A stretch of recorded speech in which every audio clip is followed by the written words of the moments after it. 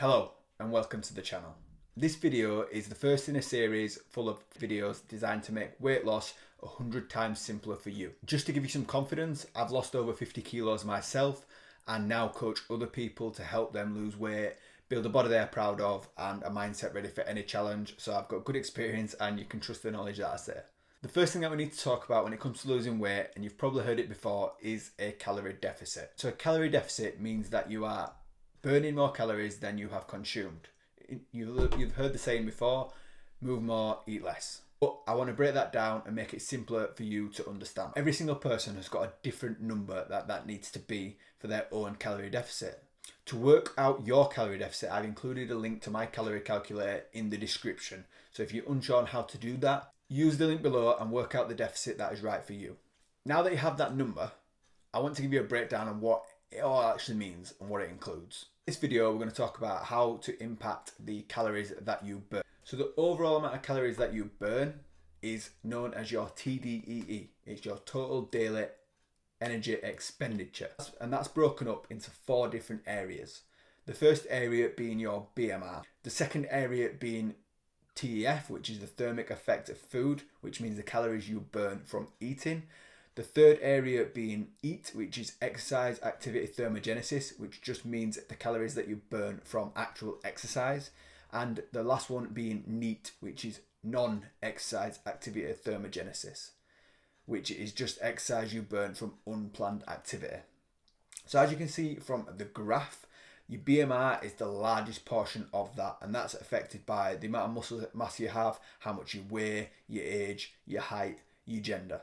The second one is the thermic effect of food. You can't have much impact on that, but one thing that we'll talk about later in the series is eating protein will burn more calories. Your body will use more energy burning protein as opposed to carbs and fats, but from an overview, you can't affect it that much, so I wouldn't worry about it too much to start with. And the next two, when it comes to actual exercise, people often try to burn a lot more calories by adding a lot more exercise, cardio sessions, gym sessions, runs, but it's actually a smaller percentage than if you increase your daily movement. If you get up from your desk like I'm sat here now, if you keep your movement higher, if you go for walks around the house, if you take the stairs instead of getting a lift, if you park further away when you go to the supermarket, all of these are classed as neat activities and they will have a higher impact on your actual deficit for the day, how many calories you burn, than if you do an extra 10 minutes at the gym. So always try to think of ways that you can increase your NEAT rather than increasing your EAT, especially if you're already doing a good amount of gym sessions or a good amount of training, good amount of runs already in your week. You'll find it easier to increase your daily movement than you will adding more sessions into your week, especially if you're already living a busy life. The next point I want to talk about is why you shouldn't drop them calories too low. So if you've used the calorie deficit in the description or you already know what your calories are, you will work out what's called your maintenance level. And maintenance level is where your weight will stay exactly the same if you eat at that level. The usual recommendation for a calorie deficit is between 300 and 500 calories per day. The reason for that is a pound of fat is 3,500 calories, and that is around this size. So if you eat 500 calorie deficit every single day, you will be in a deficit of 3,500 calories for the week, meaning on average you'll burn a pound of fat every single week. What people often do is they drop their calories really low, and the reason we don't recommend that is because it leads to over restriction.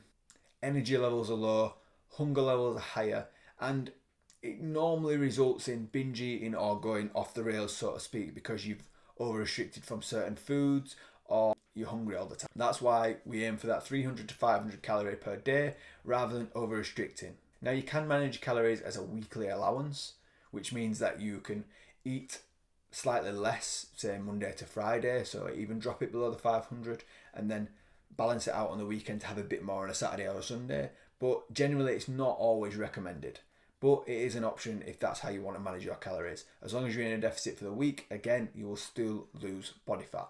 Now you might be thinking, I'm aiming for 500 calorie deficit, what happens if I go slightly over? Well, as I said before, this is based off your maintenance level minus that 500. So even if you eat 200 calories over your deficit, when your deficit was aimed at 500 calories, you're still 300 under that maintenance. A lot of people fall victim to going slightly over their deficit and thinking it's impacting their progress so much, when in fact they're still actually in a deficit. Yeah, maybe you won't get the 3,500 for that week, but you'll still be in a deficit overall.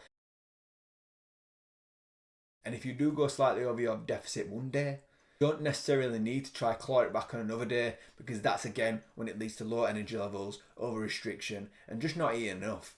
At the end of the day, we all love eating, we all love food, we want to eat as much as possible while still achieving our goals. So let's do our best to do that. Summarising that information, the first thing is the high level statement is always to eat less and move more. But when you dig down into that, it goes a lot deeper and there's a lot more aspects we can look at. It's not as simple as saying eat less, move more. We know that now because we've looked at the type of the movements that you can include, which kind of movements you'll benefit more from, and how to manage your calorie deficit. The thing that you can take from this is that it's much easier to take control of your diet and control how much food you eat than it is trying to add more exercise, add more movement, and out-train a bad diet. Because once you start doing that and start chasing that, you're always chasing your tail and you'll never get the results you want. Thank you for watching this video. Please subscribe to the channel and watch out for the next video in the series.